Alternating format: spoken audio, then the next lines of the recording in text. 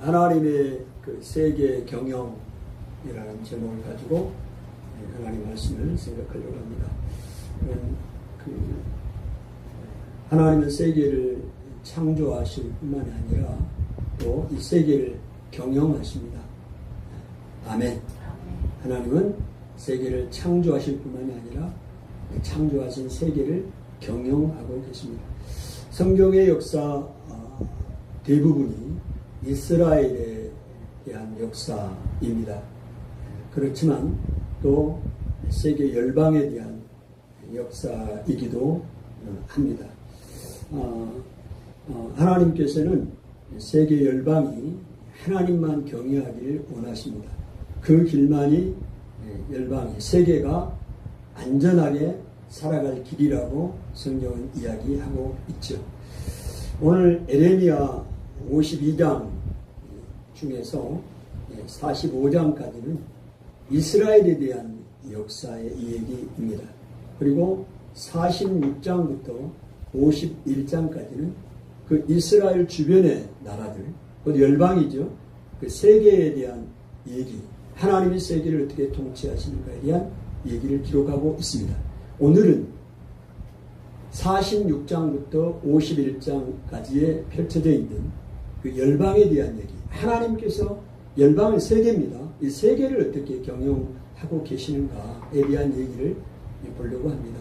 그래서 하나님은 이스라엘뿐만이 아니라 이 세계를 경영하시는 하나님. 그래서 오늘 다루는 얘기, 나라들 얘기예요.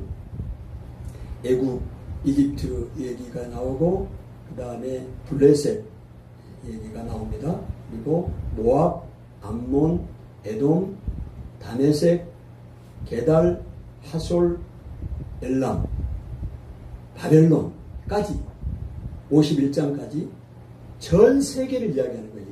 그 성경 시대에 전 세계를 이야기하는 겁니다. 이 세계를 하나님이 통치하고 계신다. 오늘 많은 사람들이 이 사실을 우리가 잘 알지 못해요. 그래서 우리 선교단체, 유명한 선교단체에서는 이 세계 경영에 대해서 아주 강조를 하잖아요. 그래서 세계 선교를 해야 된다. 하나님이 세계를 주관하고 계신다. 이야기를 하는데 성경에서 하고 있는 얘기입니다. 그분의 특별한 얘기가 아니고 성경에서 하고 있는 얘기예요.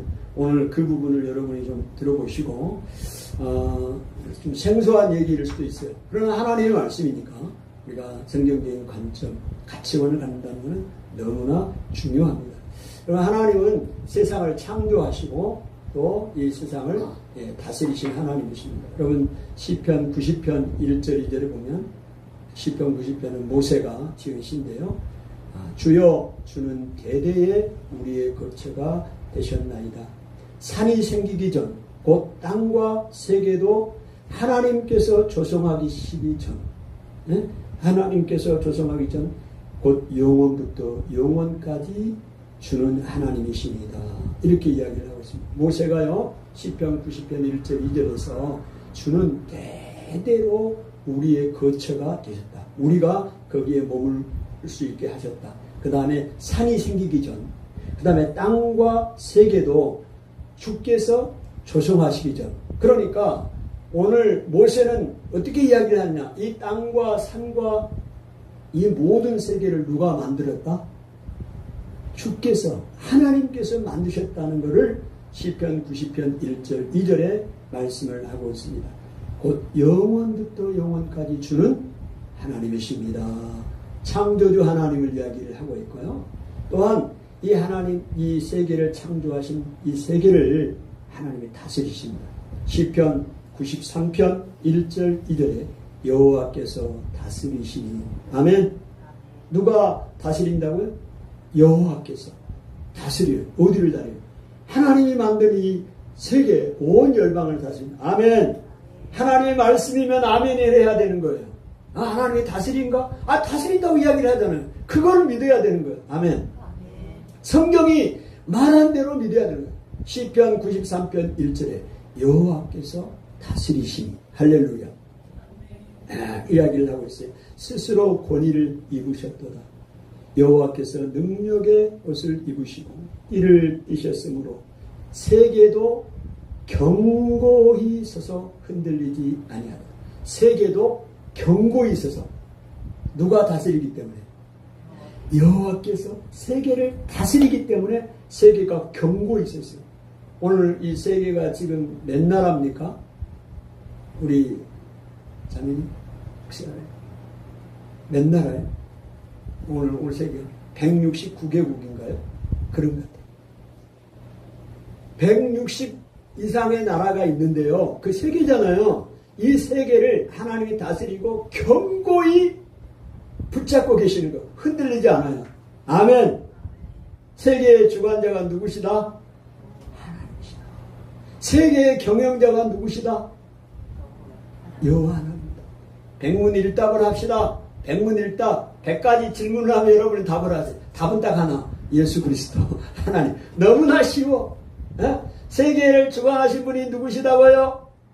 하나님이십니다. 세계를 경영하신 분이 누구십니까? 하나님입니다. 여러분을 만드시는 분은 누굽니까?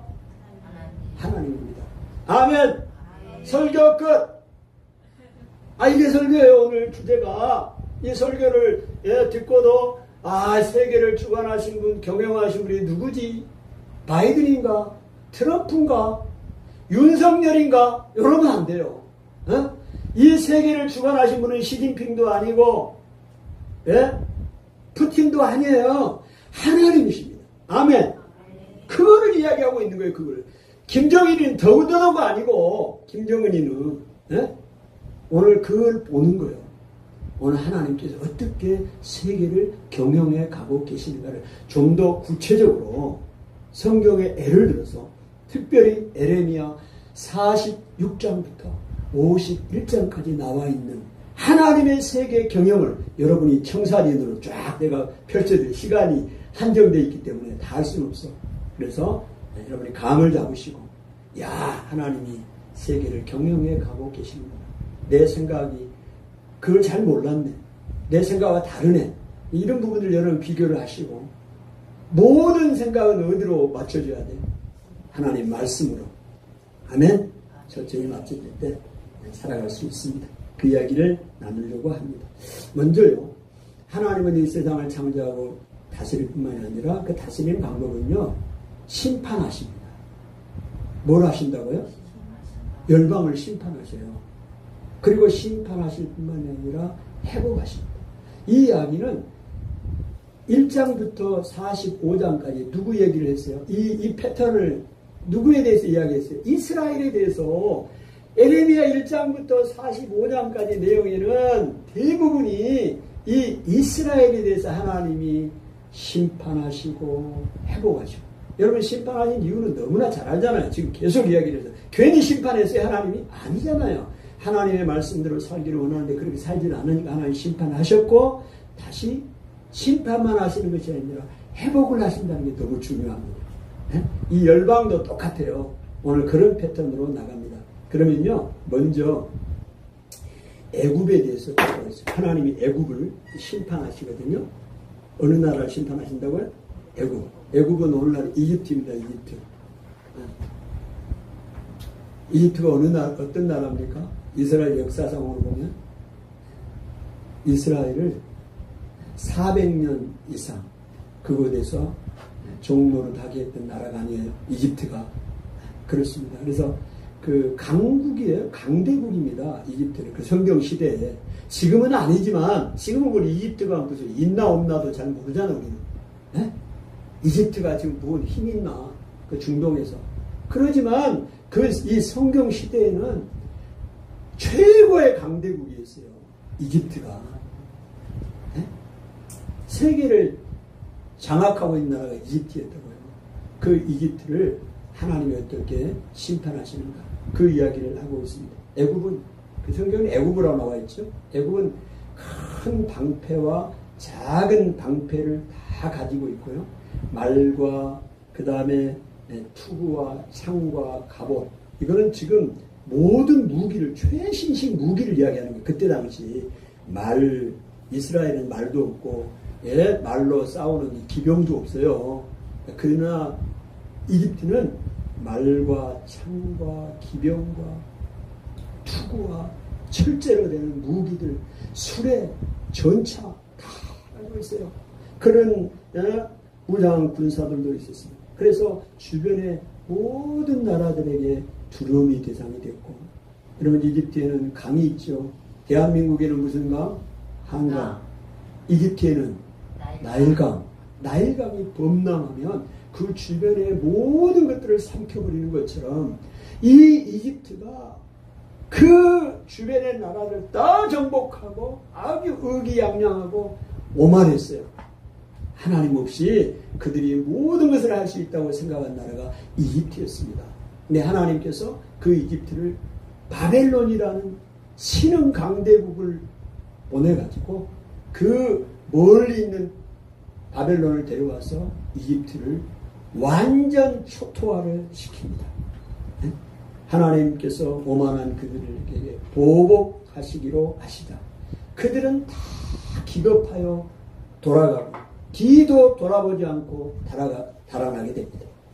발 빠른 자들도 또 바벨론의 군대의 손에서 벗어나지 못하고 용사들도 칼에 넘어져 전멸하게 될 것입니다. 유브라테스 강가가 그들의 무덤이 되었습니다. 이 바벨론의 느부갓네살 왕이 애굽의 바로 느고하고 갈그미스에서 전투를 하죠. 그래서 애굽의 그 바벨론의 그 느부갓네살이 이 갈그미스에서 애굽의 바로 느고와 승리를 하면서 팔레스타인을 완전하게 장악하게 됩니다. 바벨론이. 그러니까 이 역사적인 이 사건은 애굽에 대한 하나님의 보복이었습니다. 그냥 바벨론의 군대가 강해서 애굽이 진 게 아니었어요. 애굽의 대적은 바벨론의 그 느부갓네살의 대적이 아니었고 주 만군의 여호와 하나님이 애굽의 대적이 되셔서 하나님이 싸우신 거예요. 오늘 그 이야기를 성경은 하고 있는 것입니다. 그래서 그 애굽의 강대국이 그 철저하게 그 유프라테스 강가에서 싸우는 데서 그들의 무덤이 되게 하신 거예요. 그래서 완전히 패권을 잃어버리게 되는 사건이 일어나게 되지요. 그렇습니다. 그래서 이 전투는 바벨론의 영광을 위한 것이 아니라 하나님의 대적에게 하나님의 원수를 갚는 것이었습니다. 여러분 아무리 강하더라도 하나님과 맞서는 일을 하지 않아야 합니다. 아멘. 아무리 내가 강하고 강대국일지라도 하나님과 맞서는 일에는 내가 서지 않아야 돼요. 네. 하나님이 이렇게 철저하게 열방을 다스리고 심판하신 하나님이십니다.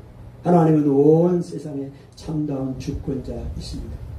그러면 이긴 바벨론도 진 애국도 모두가 다 하나님의 손 아래 있는 것입니다. 할렐루야. 하나님의 주권 안에 있는 것입니다. 그래서 인간의 그 능력과 계획이 하나님의 작정을, 이 하나님의 계획을 꺾을 수가 없습니다. 아무리 인간의 능력이 뛰어나고 계획을 태운다 하더라도 하나님의 작정하심, 계획하심을 이길 수가 없어요. 충분히 내가 해낼 수 있다는 자신만만함이 우리의 기도를 멈추게 하는 독이 될 수도 있습니다. 제가 이 말씀을 준비하면서 TV를 잠깐 봤더니 사격, 올림픽 사격 나오더라고요. 양궁도 있었지만 사격이 있었어요. 그 사격 아주 잘하는 선수 있잖아. 금메달 딴 선수 있어요. 눈 하나 올리고 막 이렇게 하면서 아주. 근데 이름이 생각이 안 나네. 그 인터뷰를 하더라고. 인터뷰를 하는데 25m에서는 어떻게 될 것이냐 이렇게 이야기를 했더니 그 선수가 그렇게 이야기했어요. 제가 들을 때 자신은 만만하고요. 그 이야기를. 제가 그 얘기를 듣는 순간 이 말씀이 오버했겠어요. 내가 아무리 자신만만한 것 때문에 오히려 하나님 앞에 기도를 막는 독이 될 수도 있어요. 내가 자신만만하는데 뭔 하나님 앞에 기도를 해요? 에? 그 얘기가 오버했겠어요. 결과는 어떻게 될지 모르겠네. 다른 선수가 25m에서 금메달 땄는데 이번에 보니까 어디 보니까 그 선수는 어떻게 될지 모르겠어요. 다른 종목인지는 모르겠는데요. 어쨌든 그런 생각이 들어요. 오늘 애굽의 경우가 그렇습니다. 아니 뭐가 부족해요? 나일강 강물이 범람한 것처럼 다 그냥 전 세계를 다 정복할 그런 나라가 되는데 하나님 앞에 기도를 하겠습니까? 하나님을 찾겠습니까? 그렇지 않아요. 전쟁 무기를 준비하는 것보다 더 시급하고 중요한 것은 하나님을 우리 편으로, 하나님을 누구 편으로? 내 편으로. 하나님을 누구 편으로요? 내 편으로 모시는 것이 더 시급해요. 아멘. 여러분의 삶 가운데 이것을 준비하고 저것을 준비하는 것보다 더 시급하고 중요한 것은 하나님을 나 편, 우리 편으로 모시는 일이 더 중요합니다. 아멘. 은혜가 됩니까? 안 됩니까? 이런 말씀을 듣고 은혜가 안 된다면 이거 돌이요 돌. 에? 야, 내 편에 쓰면 안 돼. 아무리 내가 강해도 하나님의 능력을 의지하고 믿음으로 나가야 된다. 여러분, 세상은 그들의 역사만을 기억하고 또 역사의 주인공이 되고 싶어 합니다. 그러나 영원히 기억될 것은, 기억될 역사는 하나님의 역사뿐입니다. 수치를 남길 오만한 인생의 이야기가 아니라 영원히 영광을 누릴 하나님의 이야기에 우리가 참여해야겠습니다. 아멘. 영원히 기억될 역사는 하나님의 역사밖에 없는 거예요. 지금껏 인간이 세운 영원한 제국은 없습니다. 하나님의 나라만 영원히 설 것입니다. 여러분은 역사의 참 주인이 하나님이라고 믿고 계신가요? 그것을 인정하면 이 세상과 나의 삶을 보는 안목이 지금과는 다르지 않을까요? 하나님이 세상을 경영하고 주관하신다는 사실을 믿는다는 말입니다. 아멘. 하나님은 계속해서 열국의 주인 되심을, 심판하심을 말씀을 하고 있는데요. 블레셋에 대해 이야기를 합니다. 블레셋은 이스라엘의 서쪽에 있는 지중해에 있는 나라죠. 거기에 그 가사라는 지역이 대머리가 될 거라고 이야기합니다. 성경에 대머리는 사람이 죽었을 때 슬픔을 표현하는 방법입니다. 그들의 그 문화 속에서 가사가 대머리가 될 거라고 했거든요. 그 가사가 오늘날의 가자지구입니다. 지금 이스라엘과 하마스의 그 분쟁이 있는 지역이 있죠. 가자지구. 거기가 블레셋의 가사예요. 가사가 대머리가 될 거라고 했어요. 성경의 이야기입니다. 하나님의 심판을 이야기를 하고 있는 거예요. 블레셋에 대한 심판을 이야기를 하고 있습니다. 그 다음에 모압에 대해서 심판을 합니다. 모압과 암몬. 이 모압과 암몬은 누구의 후손들인가요? 롯의 그 후손들이잖아요. 아브라함의 조카 롯의 후손들이 모압과 암몬입니다. 이 모압과 암몬은 끊임없이 또 성경의 역사 속에서 이스라엘의 대척점에 서 있고 괴롭혔던 그런 나라가 이제 모압이에요. 근데 하나님이 지금 모압을 심판한다고 이야기를 하고 있습니다. 모압의 그 풍요로움을 인해 하나님을 대적하고 그들은 금오스 신을 섬기면서 살았습니다. 금오스 신을. 그래서 하나님께서 그들을 그 금오스 신과 또 그 신을 섬기는 제사장들을 다 하나님께서 포로로 잡혀가게 하실 것이다. 그렇게 말하고 또 모압은 마치 그 포도주병에 그 찌끼가 남아있어요. 밑에. 이 얘기는 무슨 얘기예요? 포도주를 한 번 담가놓고는 한 번도 따르지 않았다는 얘기입니다. 이 얘기는 무슨 얘기냐면 모압이 한 번도 외적의 침입을 받아본 적이 없어. 편안한 나라야. 그러니 그들이 얼마나 교만하겠냐고. 하나님도 없어. 모든 게 평안하니까. 근데 하나님은 어떻게 하겠냐. 사람을 보내서 그 잔을 따를 사람을 보내겠대. 예? 이게 무슨 얘기예요? 하나님이 블레셋을 바벨론을 데려와서 모압을 점령하겠다는 겁니다. 철저하게 하나님이 모압을 점령하는 내용이 나옵니다. 그들의 교만함을 말하고 있습니다. 또 그 밑에 에돔이 있습니다. 에돔.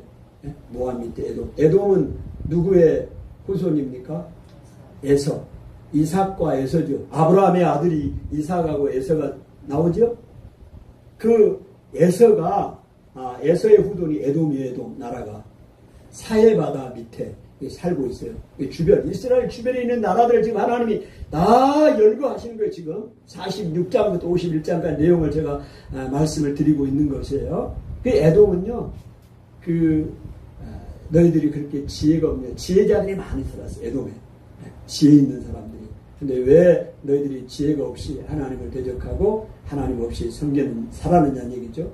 그들의 옷이 벗겨진 것 같이 저기들이라 자기들의 그 수치나 이런 거 사투리가 나왔어요. 지그들이 에돔의 사람들이 옷을 다 벗긴 것 같이 자기들의 수치를 가릴 수가 없어요.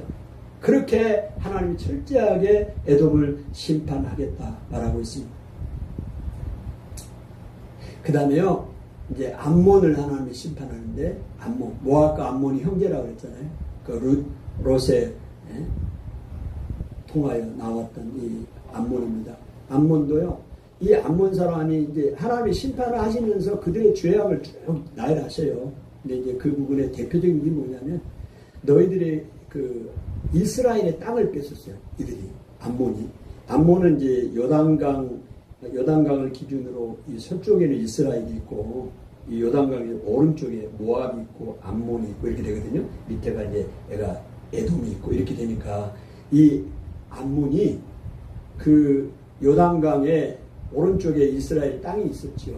루벤 갓 지파의 땅이 있었잖아요. 그 갓 지파의 땅을 뺏었어. 그리고 암몬이. 그래서 하나님은 이렇게 이야기합니다. 그것까지 다 하나님이 아셔요. 이스라엘의 상속자가 없냐? 상속자가 마치 없는 것처럼 너희들이 무시하고 이스라엘의 땅을 뺏어가지고 자기 아람 사람들을 거기다가 살게 했어요. 저 하나님이 그걸 이야기하고 있습니다. 그걸 이야기하면서 너희들이 풍요로움, 재물을 의지하는 것도 이야기를 해요. 암몬이 아주 풍요로웠어요. 그래서 그들을 하나님이 심판하신다고 말합니다. 암몬은 마치 이스라엘은 자손도 없고 상속자가 없는 듯 무력으로 이스라엘의 땅을 빼앗고 자기 백성을 그곳에 살게 한 암몬의 행태는 하나님의 주권입니다. 하나님이 이스라엘을 그렇게 살게 하셨고 선택하셨는데, 땅을 주셨는데, 그 땅을 자기들이 그냥 무력으로 와서 뺏은 거 아니에요? 그러니까 이거는 하나님의 주권을 인정하지 않는 것으로 하나님이 봅니다. 그래서 부정한 오만한 악이었습니다. 악. 그래서 하나님은 암몬의 사방에 대적을 보내게 했어요. 그래서 역시 마찬가지로 이들도 바벨론, 얼마나 강대국이 바벨론이 다 먹어요. 이집트든 블레셋이든 모압이든 암몬이든 이 북쪽에서 일어나는 이 바벨론이 다 점령을 하게 됩니다. 그때 다 점령을 하게 됩니다. 여러분, 이것은 이스라엘을 향한 여호와의 주권적인 통치에 대한 도전이었습니다. 하나님은 결코 자기 백성에게, 하나님의 백성에게, 오늘 우리에게 마찬가지입니다. 우리가 하나님의 백성 아닙니까? 자기 백성에게 행한 불법적인 죄를 묵인하지 않습니다. 시편에 이렇게 이야기를 해요. 이 세상 사람들, 너희들이 언제까지 어리석을 거냐 이야기하면서 알지 못한다고 이야기를 하는데, 그 내용이 뭐냐면요, 악인들은 풀과 같이 자라고요. 악인들이 막 풀과 같이 쑥쑥 자라요. 그리고 다 흥왕할지라도, 다 흥왕해. 잘 돼요, 악인들이. 그러나 영원히 멸망할 것이야. 이거를 사람들이 알지 못한다고, 깨닫지 못한다고 이야기를 합니다. 뭘요? 악인들이 아주 풀과 같이 지금 막 자라요. 그 다음에 막 다 흥왕해. 잘 돼요. 그것만 보고 있어. 그러나 악인은 영원히 멸망할 것이라. 이거를 사람들이 알지 못하고 깨닫지 못한다고 시편 기자는 이야기하고 있습니다. 오늘 하나님 앞에서 악을 행하는 사람들은 반드시 하나님이 그 죄를 묻습니다. 김정은이의 죄를 물어요. 김일성, 김정일이, 김정은이 죄를 물어요. 아멘. 아멘 좀 하셔요. 아멘 하나님이 그렇게 하신다니까요. 그게 성경의 세계를 경영하시는 분이잖아요, 하나님이. 그거를 모르시고, 오늘 이 열방에 하나님이 심판하신 얘기가 그 얘기예요, 지금.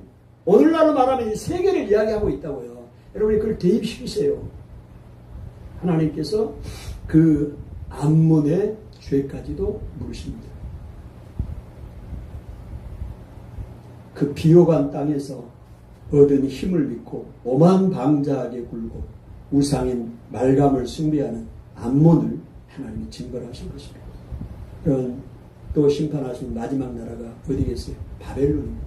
바벨론이 모든 나라 다 막대기가 되었고 징계의 몽둥이가 되어서 징계했잖아요. 근데요, 바벨론 스스로 한 게 아닙니다.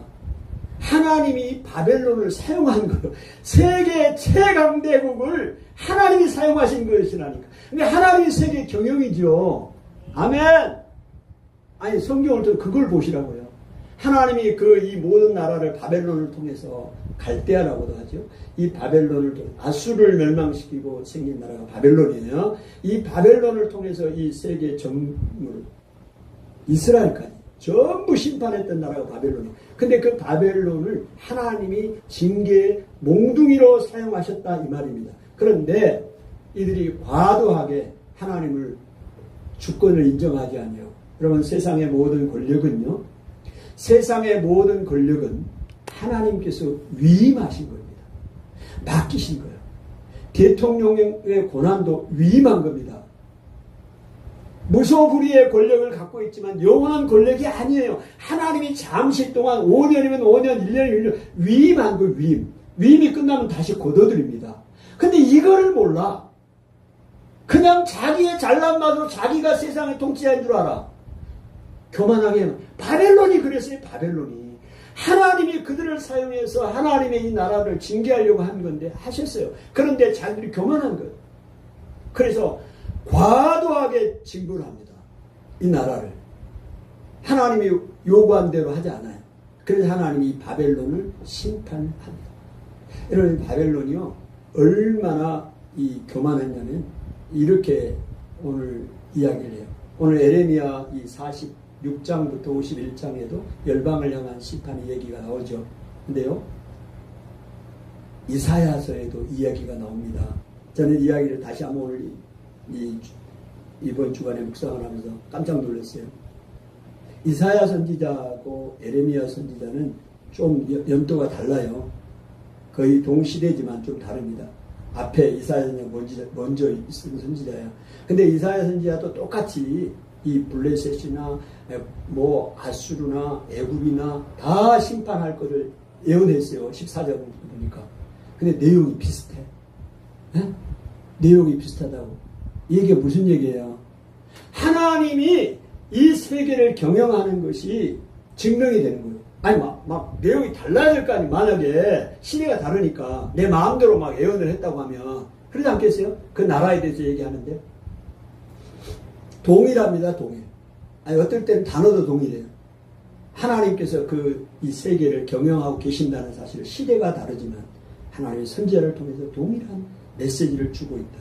그런데 그 중에 하나가 이사야 14장에 보면 이 바벨론을 심판을 하는데 바벨론이 어떤 나라인가에 대해서 이야기를 합니다. 그 바벨론이 그들의 바벨론을 이야기를 하는데 그 이야기를 보면요. 이사야 14장 12절부터 15절까지 보면 너 아침의 아들 계명성이여 어찌 그리 하늘에서 떨어졌으며 너 열국을 엎은 자여 어찌 그리 땅에 찍혔는고.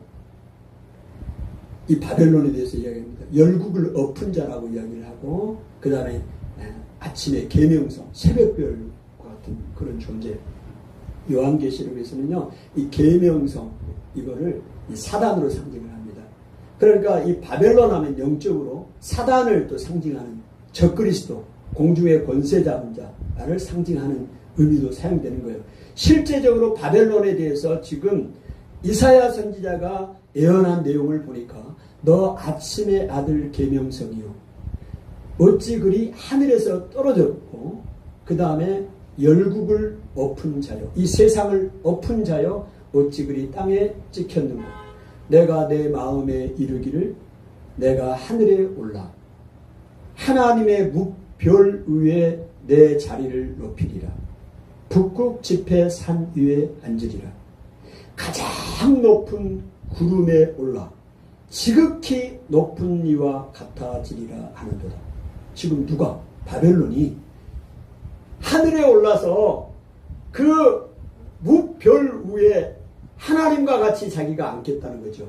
가장 높은 구름 위에 하나님이 계신 그곳에 자기도 같이 높은 이와 같아지리라. 그 나라가 얼마나 교만한 것을 보여주고, 바벨론의 교만을 보여주고 있는 겁니다. 하나님과 같이 자기는. 여러분, 오늘날도요, 이 사단이 하나님의 자리에 앉아 있습니다. 하나님이 영광을 받으시고 이 세상을 주관하시고 모든 민족이 모든 열방이 하나님을 섬겨야 되네. 그러면 그 섬김의 자리에, 섬김을 받는 자리에 하나님이 계셔야 되는데 누가? 사단이 앉아 있어요. 마귀가. 그래서 그 영광을 자기가 다 받아. 하나님과 자기가. 이런 사람이 오늘날 너무 많아요. 모든 영광은 하나님이 받으셔야 되는데 자기가 다 받아버려. 수많은 사람들 앞에 자기가 다 영광을 받아. 하나님, 이 세상 속의 정치인들도 마찬가지지만 하나님을 믿는 사람들조차도 그런 경우가 너무 많습니다. 오류를 범할 수 있어요. 조심해야 돼요. 많은 사람들이 뭐예요? 자기가 하나님처럼 대접을 받아. 오늘 우리 인간이 믿을 수 있는 존재입니까? 오늘 지금 역사를 보면서 믿을 수 있는 존재냐고요? 내가 높아지면 교만이 되버려요. 그래서 이사야 선지자 이야기하는 너 아침의 아들 계명성이 어찌 그리 하늘에서 떨어졌는고. 그 다음에 너 열국을 엎은 자여 어찌 그리 땅에 찍혔는고. 하나님이 끌어내리셨어요. 찍어버렸어요. 그 이야기를 하고 있는 겁니다. 지금. 그러나 이제 내가 수올, 지옥을 얘기합니다. 수올, 곧 구덩이 맨 밑에 떨어짐을 당하리라.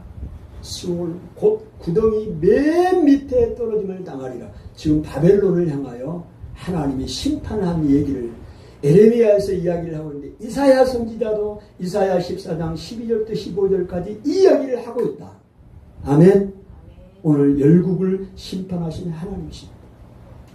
하나님을 인정하지 않는 오만한 권력은 한 번도 영원한 적이 없습니다. 이 지구상에. 역사가 일관되게 그것을 증명하는데도 우리의 목표가 강대국이 되거나 강한 자가 되는 것이라면 이보다 어리석은 일은 없습니다. 하나님을 인정하는 개인이나 가정이나 자녀나 나라가 되는 것이 우리의 기도의 제목이 되어야 합니다. 아멘. 그래서 열방을 위해서, 나라를 위해서 이렇게 기도해야 합니다. 교만한 나라, 민족, 개인, 하나님이 그대로 두지 않아요. 온 세계를 멸하던 바벨론이 집 모퉁이 돌이나 기초돌로 쓸 돌 하나 구할 수 없을 만큼 황무지가 되게 해버렸습니다. 그것도 영원히 다시는 그 제국의 영화를 회복할 수 없을 정도로 철저하게 하나님 파괴합니다. 그리고 불에 탈 것입니다. 하나님께서 그들의 대적이 되기로 하셨거든요. 여러분, 하나님께서 열방을, 이 세계를 통치하는 것을 보여주셨어요. 하나님이 이 열방을 심판하실 뿐만 아니라 회복하시기도 하신 하나님이에요. 아멘.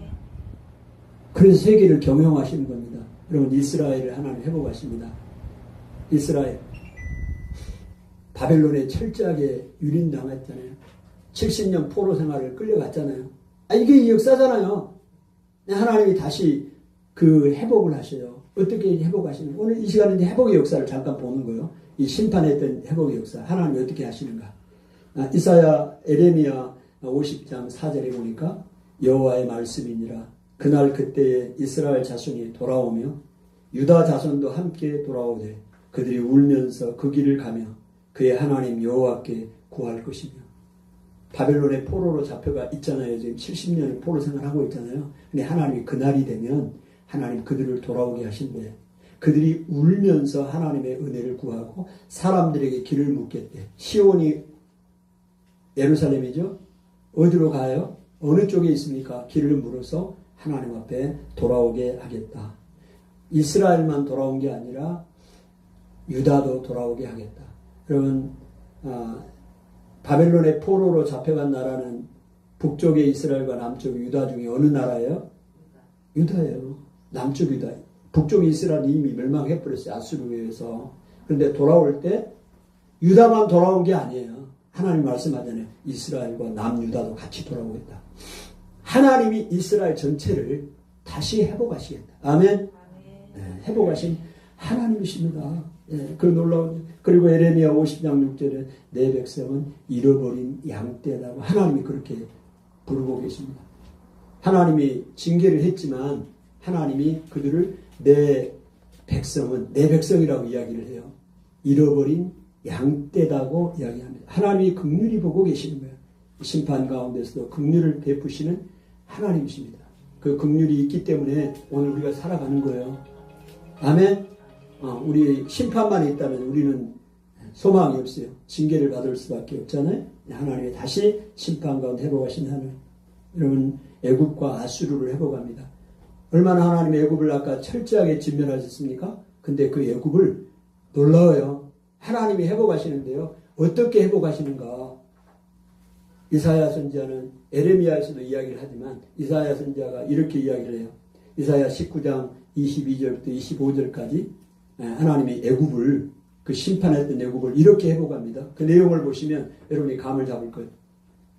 여호와께서 애굽을 치실지라도 치시고는 고치실 것이므로 그들이 여호와께로 돌아올 것이라. 여호와께서 그들의 간구함을 들으시고 그들을 고쳐주시리라. 지금 애굽을 고쳐주시겠다는 거예요. 이사야 19장 22절 25절 23절에 그날에는 애굽에서 아수르로 통하는 길이 있어서 아수르 사람이 애굽으로 오고 애굽 사람이 아수르로 가게 될 것이다.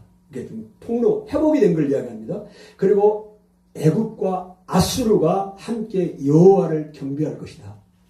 아니 이 나라들 여호와 경배하지 않는 나라들이에요. 애굽이나 아수르가. 그런데 그 날이 되면 하나님이 회복할 그 날이 되면 애굽과 아수르가 사람은 함께 경배하리라. 24절은 더 압권입니다. 이사야 19장 24절은 더 압권이요. 뭐라고 이야기를 하느냐. 그날에 이스라엘이 애굽 및 아수르와 더불어 셋이 세계 중에 복이 되리로다. 아니 이스라엘은 복이 된다고 말을 해도 뭐 그렇게 받아들일 것 같아요. 근데 애굽하고 아수르 이 나라는 정말로 하나님을 대적한 나라들이었잖아요. 그래 하나님의 심판을 받은 나라들이잖아요. 애굽과 아수르가 강대국이라고요. 근데 그 나라가 이스라엘과 함께 세계 중에 복이 된다고? 셋이? 이 나라 셋이? 어떻게 이해를 해 이거를? 회복하신 하나님이시라니까. 그러니까 세계가 이스라엘만이 하나님의 백성이 아니에요. 지금 이걸 보셔야 합니다. 이 애굽이나 아수르나 바벨론이나 모압이나 암몬이나 다메섹이나 다 하나님의 백성이에요. 아멘. 그들이 하나님을 섬기기를 원하신 하나님이요. 근데 그들이 하나님을 떠나고 우상을 숭배하니까 하나님이 징계를 내리신 것뿐이었고 영원한 징계가 아니라 그들을 다시 회복하시고 살리신 하나님, 세계를 경영하신 하나님이신 것을 우리에게 보여주고 있습니다. 그러면서 25절에 이렇게 이야기합니다. 이는 만군의 여호와께서 복주시며 이르시되 내 백성 애굽이여 내 손으로 지은 아수르여 나의 기업 이스라엘이여 복이 있을지어다 하시리라. 여러분 장례식장에 갔는데요. 우리 이집트에서 오신 선교사님 계셨어요. 애굽에서 오신 선교사님. 네? 장례식에 식사를 하고 이제 같이 앉았어요. 같이 앉아서 이제 식사와 같이 앉아 교제를 하다가 이 이야기가 잠깐 나왔어요. 이집트를 하나님이 이렇게 멸했죠. 갑자기 그런 생각이 들더라고요. 이집트 하면, 애굽 하면, 지금 이스라엘 이렇게 괴롭히고, 400년 동안 괴롭히고, 종들이 하고, 그 다음에 하나님이 애굽에 그 군대를 다 홍해에서 수장시키고 그랬잖아요. 모세가 인도할 때. 그런 역사가 기억이 나더라고. 이야, 하나님이 벌을 받는 민족이지. 응? 그런 생각이 딱 드는 거예요. 근데 이 선교사님은 이집트에서 선교하고 오셨잖아요, 지금. 110년이 넘게. 그래서 그랬더니 그 선교사님이 바로 반응을 보이더라고. 무슨 말씀이에요? 하나님이 이집트 사랑하셔요. 나 그 말씀 알고 있었거든, 이 말씀을. 알고 있었는데, 그때는 잘 생각이 안 나서 그 말을 할 때는. 그리고 아차 싶었어. 여러분, 오늘 그 얘기입니다. 이사야 19장, 14장, 이사야 19장에 22절부터 나와 있는 그 내용이 그 얘기 아닙니까? 오늘 하나님께서 그 애굽을 오늘 회복하시는 거 아니요? 아멘? 아멘? 네, 그 애굽을 회복하시는 그 하나님이신 것을. 그 목사님이 이제 선교사님 그 얘기 하신 거 아닙니까? 이사야 19장 22절부터 25절까지 나와 있는 하나님이 그렇게 심판하셨지만 회복하신다는 거 아니에요? 애굽을 여호와께서 애굽을 치실지라도 치시고는 고치시는 것이므로 그들이 여호와께로 돌아올 것이라. 여호와께서 그들의 간구함을 들으시고 그들을 고쳐주시리라. 그날에는 애굽에서 아수르로 통하는 대로가 있어 아수르 사람은 애굽으로 가겠고 애굽 사람은 아수르로 갈 것이며 애굽 사람이 아수르 사람과 함께 경배하리라. 그날에 이스라엘이 애굽 및 아수르와 더불어 셋이 세계 중에 복이 되리니 이는 만군의 여호와께서 복주시며 이르시되 내 백성 애굽이여 내 손으로 지은 아수르여 나의 기업 이스라엘이여 복이 있을지어다 하실 것입니다. 말씀을 정리합니다. 다른 모압이나 에돔도 다 하나님이 회복하셨다 말씀들이 나와요. 모든 열방이. 하나님은 이 세계를 경영하고 계십니다. 아멘. 세상의 군왕들이 나와서 떠들고 세계 역사 우리가 살고 있는 이 삶 가운데 여러 가지 격변의 시기는 있습니다. 그러나 이 세계를 주관하고 경영하신 분은 그들이 아니라 만군의 주 여호와 하나님이라는 사실을 여러분이 인정하시고 나라와 민족을 경영하신 분이 오늘 우리의 삶도 동일하게 인도해 가신 주권자이길 인정하시고 나간다면 내 삶과 나를 바라보는 안목이 새롭게 바뀔 것입니다. 하나님 아버지